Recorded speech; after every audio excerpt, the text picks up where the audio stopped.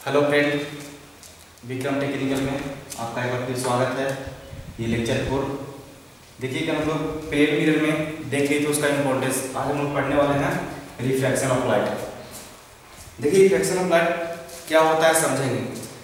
देखिए refraction of light का definition पढ़ेंगे हम लोग कि जब light one medium to another medium अगर ट्रेवल करता है तो उसके डायरेक्शन में कुछ चेंज आता है। अच्छा, उसका चेंज होता है किसके वजह से? तो मीडियम चेंज हो रहा है ना, एक मीडियम से दूसरे मीडियम जा रहा है, यानी कि उसके रिफ्रैक्टिव इंडेक्स चेंज हो रहा है, वेवलेंथ चेंज हो रहा है, स्पीड चेंज हो रहा है।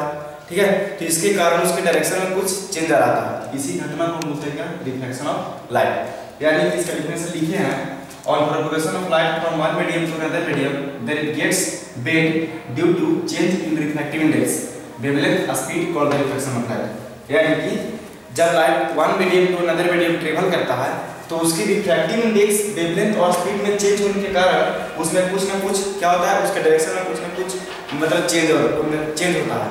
तो इसी घटना को, इसी फिनोमेना को बोलते हैं रिफ्लेक्शन ऑफ लाइट। यहाँ पे समझेंगे, देखिए इसका कंडीशन कुछ देखेंगे हम लोग। कंडीशन क्या है इसका, देखेंगे कंडीशन। देखिए यहाँ पे दो मीडियम, हम लोग मीडियम की कंडीशन पढ़ेंगे। इसमें देखिए दो मीडियम होता है, एक होता है रेयर और एक होता है डेंसर। ठीक है, अच्छा देखिए रेयर और डेंसर क्या होता है समझ लीजिए। रेयर मीडियम मतलब जिसका रिफ्रैक्टिव इंडेक्स कम हो, ठीक है, और डेंसर का मतलब जिसका रिफ्रैक्टिव इंडेक्स ज्यादा हो। ठीक है, तो देखिए सपोज करते हैं यहाँ पे हमारा कोई रिफ्रैक्टिव प्लेन है। ठीक है, ये कोई प्लेन है, यहाँ पे सपोज करते हैं कि कोई इंसिडेंस मान के चलते हैं कोई रे आया। ठीक है, तो हम लोग जानते हैं ये नियम है कि जहाँ पे भी रे पड़ता है वहां से हम लोग परपेंडिकुलर ड्रा करते हैं।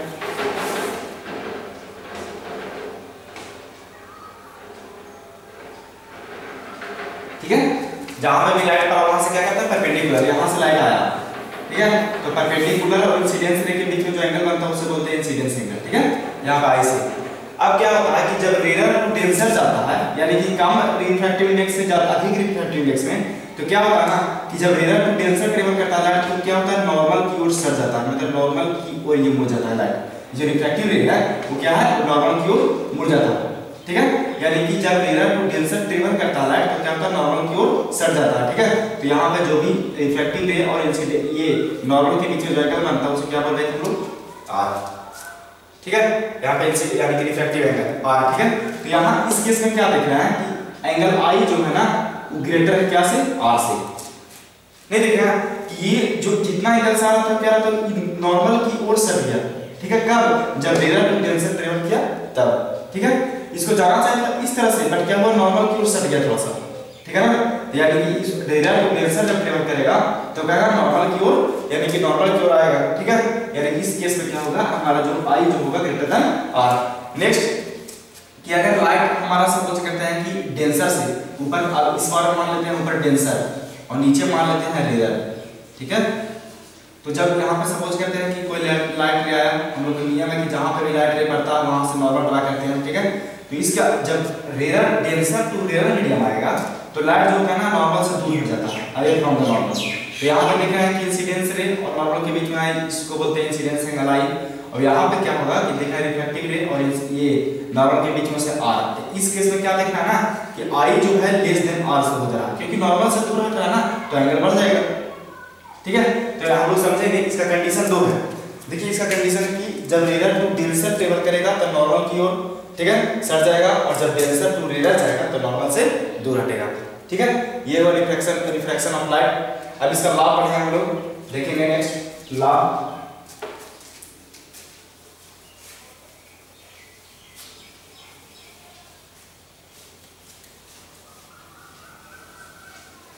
देखेंगे इसका लॉ, जिसे हम लोग पढ़े थे उसमें रिफ्लेक्शन ऑफ लाइट का दो लॉ, इसमें भी दो लॉ। फर्स्ट में वही है जो उसका था कि इंसिडेंस रे, ठीक है, refractive ray and normal line the same plane. ठीक है, इसमें भी वही होगा इंसिडेंस रे। देखिए हम बोल रहा हूं, मैं जो लिखना चाहते हैं वो लिख लेंगे। ठीक है, incidence ray, refractive ray and normal line the same plane. Second इसका होता है स्नेल्स लॉ। सेकंड होता है स्नेल्स लॉ।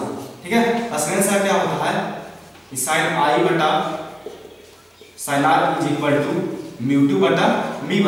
अच्छा μ2 क्या है, यानी कि μ2 जो है क्या वो μ यहाँ पे देखिए रिफ्रैक्टिव इंडेक्स है ना, रिफ्रैक्टिव इंडेक्स को हम डिनोट μ से कहेंगे, वो मेन से मिलता है, ठीक है, लेकिन हम लोग यहाँ μ से, ठीक है, μ2 बटा μ1, इसका मतलब इसको इस तरह से लिख सकते हैं, ठीक है, refractive index of second medium with respect to first medium, ये स्नेल्स लॉ होता है, ठीक है।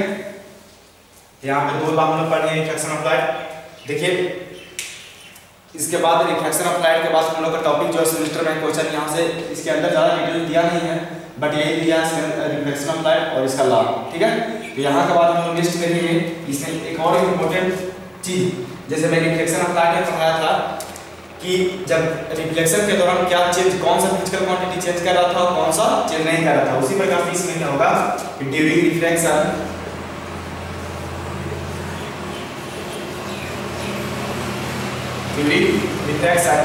देखिए इसका क्या होगा, फ्रीक्वेंसी कभी चेंज नहीं करेगा, ठीक है, फ्रीक्वेंसी कभी चेंज नहीं करेगा, फ्रीक्वेंसी फेज, ठीक है, फ्रीक्वेंसी फेज और कलर क्या होगा रिमेंस सेम,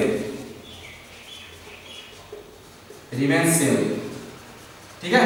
इसका फ्रीक्वेंसी जो ऐसा नहीं है कि हम अगर सपोज करते हैं कि एक मीडियम से वाटर से सपोज करते हैं हमको वाटर से ग्लास में ट्रेवल करवा रहे हैं, तो ऐसा नहीं कि 50 हर्ट्ज का फ्रीक्वेंसी दिए तो उसमें जाकर के 60 या 40 हो जाए, ठीक है, फ्रीक्वेंसी हमेशा सेम रहता है, ठीक है। फ्रीक्वेंसी फेज और कलर ऐसा नहीं है कि व्हाइट देंगे तो ग्रे ये ब्लू निकल जाएगा या रेड निकल जाएगा, जिस कलर का हम दे रहे हैं उसी कलर का आएगा, ठीक है, second medium remains same. But देखिए इसका चेंज क्या होता है, but wavelength, speed, direction and refractive index mu लिखते हैं, क्या होता है गेट्स चेंज, ठीक है।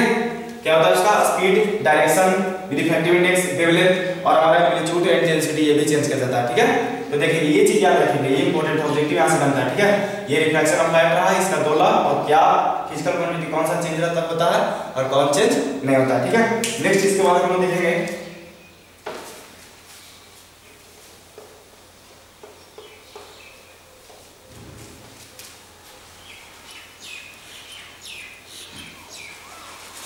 देखिए यहाँ पे हम बात करें रिफ्रैक्टिव इंडेक्स का, थोड़ा सा देख लीजिए, ये टॉपिक में नहीं बट हम समझ लेंगे रिफ्रैक्टिव इंडेक्स, ठीक है, इसे हम लोग म्यू से लिखते हैं। देखिए रिफ्रैक्टिव इंडेक्स क्या होता है समझेंगे। रिफ्रैक्टिव इंडेक्स का मतलब क्या होता है, देखिए मतलब कि रिफ्रैक्टिव इंडेक्स ये जो होता है ना यूनिट लेस और डायमेंशन लेस होता है, यानी कि ना इसमें मैग्नीट्यूड और ना डायरेक्शन होता है, ठीक है। रिफ्रैक्टिव इंडेक्स क्या होता है यूनिट लेस और डायमेंशन लेस होता है, ठीक है। मी बराबर देखिए 10th क्लास में फॉर्मूला पढ़े थे मी बराबर c बटा v, ठीक है। इसका मतलब क्या देखते हैं, c यहाँ क्या है स्पीड ऑफ लाइट, इस यहाँ पे क्या c speed of light in air और वैक्यूम, अभी क्या है मीडियम है, कोई किसी भी मीडियम में उसका क्या स्पीड, यानी कि इसका क्या हो जाएगा मी बराबर इसका अगर यहाँ से डिफिनेशन देना चाहेंगे तो the ratio of speed of light in air और vacuum to the medium another medium, ठीक है।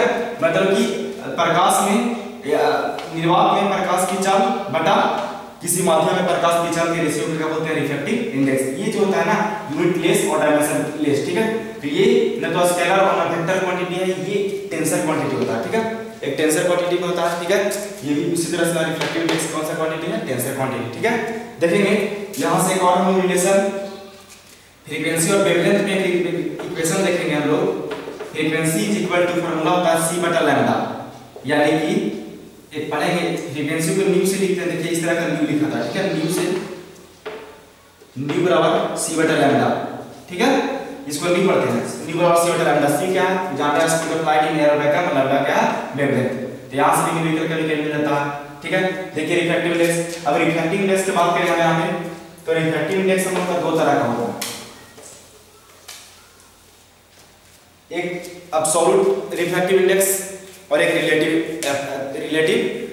Refractive index. रिलेटिव मतलब कि किसी भी हम किसी की रिस्पेक्ट में, ठीक है। रिलेटिव रिफ्रैक्टिव इंडेक्स का मतलब किसी की रिस्पेक्ट में बात कर रहे हैं, ठीक है। एब्सोल्यूट मतलब जनरली समझेंगे रिफ्रैक्टिव इंडेक्स, ठीक है, यानी कि v बराबर c बटा v, ठीक है। तो देखेंगे रिफ्रैक्टिव इंडेक्स, याद रखिएगा इसको रिफ्रैक्टिव इंडेक्स यूनिट लेस और डायमेंशन लेस और ये एक टेंसर क्वांटिटी होता है, ठीक है। अब यहाँ पे देखेंगे कुछ का हम लोग किसी मीडियम कुछ मीडियम का रिफ्रैक्टिव इंडेक्स कितना होता है थोड़ा सा पूछता है कि ऑब्जेक्टिव मुझसे हम याद रखेंगे। जैसे में एयर के लिए जानेंगे 1, एयर है भाई के लिए 1 जानेंगे, वाटर के लिए जानेंगे 4/3 यानी कि 1.33, ठीक है। हम लोग जानेंगे ग्लास का 1.5, ठीक है, 3/2 यानी कि। और उसी तरह से देखिए होता बहुत सारा चीज के लिए हम लोग मेनली एक डायमंड का याद रखेंगे, इसका होता है 2.42, ठीक है। देखिए रिफ्रैक्टिव इंडेक्स x कम नहीं हो सकता, ठीक है।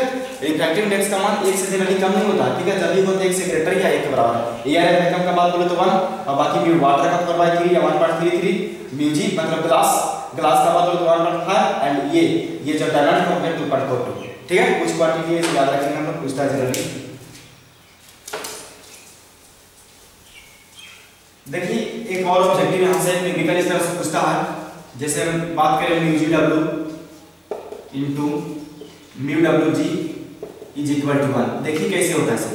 देखिए यहां पे इसको समझिएगा, म्यू जी डब्ल्यू मतलब कि इसके रिस्पेक्ट में बात कर रहे हैं, ठीक है। यानी कि इसको लिख सकते हैं म्यू जी बटा म्यू डब्ल्यू, यानी कि ग्लास का रिफ्रैक्टिव इंडेक्स वाटर के रिस्पेक्ट में इनटू म्यू डब्ल्यू जी। यहां बताया जो भी यहां पे ऊपर में लिखा रहा है उसका मतलब उसको रिस्पेक्ट में लेंगे या नीचे, ठीक है। यानी कि यहां पे लिखेंगे म्यू डब्ल्यू बटा म्यू जी, यानी कि म्यू जी से म्यू जी कैंसिल, यहां पे डब्ल्यू से डब्ल्यू कैंसिल, कितना क्या 1। तो याद रखिएगा जब दोनों एक दूसरे का रेसिप्रोकल हो रिस्पेक्ट में तो उसका वैल्यू हमेशा क्या होगा 1 होता है। इस पर न्यूमेरिकल भी मिलता है, कभी हम न्यूमेरिकल लगाएंगे यहां पे, ठीक है। इसे याद रखिए हम लोग। देखेंगे नेक्स्ट हम लोग का टॉपिक है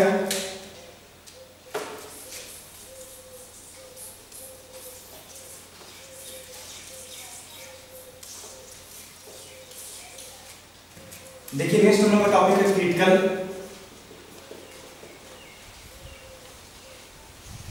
एंगल, ठीक है, सी।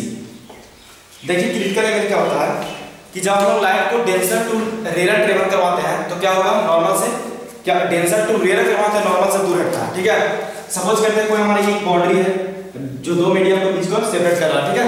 ये बाउंड्री हमारा सपोज करते हैं यहाँ पे डेंसर मीडियम है, ये हमारा रेयर मीडियम है, ठीक है। ये हमारा रेयर। सपोज करते हैं यहाँ पे कोई लाइट सोर्स लगा है इंसिडेंस में, हम लोग पता है कि जहां पे भी लाइट पड़ती है वहां से हम नॉर्मल ड्रा करते हैं, ठीक है। तो क्या लगता है कि डेंसर टू रेयर जब ट्रेवल करता है तो क्या होता है, लाइट हमारा जो आई फ्रॉम द नॉर्मल से दूर हटता है। ये हमारा इंसिडेंस एंगल हो गया, ये हमारा आर हो गया, ठीक है। तो जब देखिए क्या होता है कि सब पहले तो देख रहे हैं कि क्या कि अगर यहाँ पे सिंपली देखें डेंसर टू रेयर करवा रहा है तो क्या हो रहा है कि जो भी हमारा ये जो लाइट है वो नॉर्मल से दूर हट रहा है, ठीक है। बट इसमें एक क्या कंडीशन देखेंगे, सपोज करते हैं कि इंसिडेंस एंगल को हम बढ़ाते जाए, ठीक है। जब इंक्रीज करें इंसिडेंस एंगल को तो देख रहे हैं कि ये क्या होगा उस तरह से और इंक्रीज करेगा। ये जो हमारा रिफ्रैक्टिव एंगल हो गया ये क्या होगा, इंक्रीज करेगा। सपोज करते हैं इसको और इधर से इसको और इधर जाएंगे, इसको और इधर करना है तो इसको और इधर जाना, मतलब ये भी इंक्रीज करने पर ये भी इंक्रीज कर रहा है। एक ऐसा कंडीशन आएगा कि ये पूरा का पूरा लाइट इस बाउंड्री से पास करना शुरू कर देगा, यानी कि ये जो हमारा क्या हो जाएगा 90 डिग्री, ठीक है। ये जो रिफ्रैक्टिव रे है ना वो पूरा का पूरा बाउंड्री से पास करना शुरू करता है। तो इसी इंसिडेंस एंगल का नाम यहाँ पे क्रिटिकल एंगल दे दिया जाता है। क्रिटिकल एंगल कुछ होता नहीं है यार, जनरली तो इंसिडेंस एंगल है। इंसिडेंस एंगल जब 90 डिग्री हो जाता है उसी को बोलते हैं क्रिटिकल एंगल, ठीक है।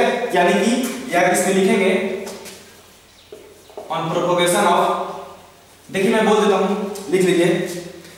देखिए इसमें लिखेंगे कि ऑन प्रोपगेशन ऑफ लाइट, ठीक है, when denser medium to rare medium that bends away from the normal. Next लिखेंगे क्या, ये वही बात जो मैं बोल रहा हूं वही बात लिखेंगे कि जब इंसिडेंस एंगल को बढ़ाएंगे यानी कि on increasing the incidence angle refractive angle also increases at a certain condition. एक ऐसा कंडीशन आता है कि refractive ray passes through the boundary of denser to and rare medium, मतलब डेंसर और रेयर मीडियम से क्या होगा पास करना शुरू करता है। तो उस समय क्या होता है हमारा ये जो इंसिडेंस एंगल होता है वो 90 डिग्री होता है। तो इसी इंसिडेंस एंगल का नाम क्या होता है, क्रिटिकल एंगल दिया जाता है। बस डिफरेंशियल का ये क्रिटिकल एंगल देखेंगे यहाँ पे, यहाँ क्रिटिकल एंगल का हम लोग देखेंगे यहाँ पे क्या हम लोग C बराबर by Snell's law. Snell's law में क्या जानते हैं हम लोग, sin i बटा sin r is equal to μ2 बटा μ1, ठीक है।